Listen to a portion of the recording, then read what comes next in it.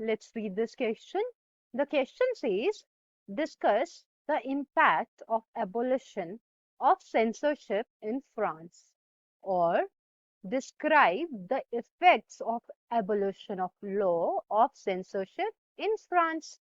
तो दोनों क्वेश्चंस हमें सेंसरशिप के एबोलिशन के इम्पैक्ट के और इफेक्ट के बारे में बताने को बोल रहे हैं. दोनों क्वेश्चंस का मतलब एकदम सेम है. Now coming to the key concept of the answer, we are going to talk about what is censorship. ये होता क्या है? Suppression of speech, public communication or other information is known as censorship. तो अगर कोई रोक टोक लगाई जाती है कि आप ये स्पीच नहीं दे सकते, पब्लिकली ये चीजें कम्युनिकेट नहीं कर सकते, या किसी भी इंफॉर्मेशन के फ्लो पे रोक लगाई जाती है, उस सप्रेशन को सेंसरशिप कहा जाता है. अब इसका एबोलिशन तब हुआ था फ्रांस में, उसका क्या क्या इम्पैक्ट देखने को मिला.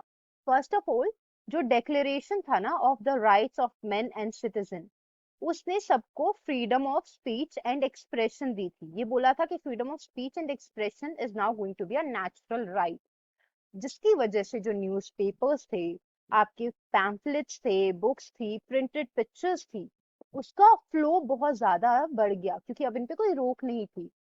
इन चीजों के अंदर अब डिस्कशंस होने लगे अबाउट इवेंट्स और जो चेंजेस हो रहे थे फ्रांस के अंदर उनके बारे में, और ये पूरे के पूरे फ्रांस में फैलने लगी ये सब चीजें.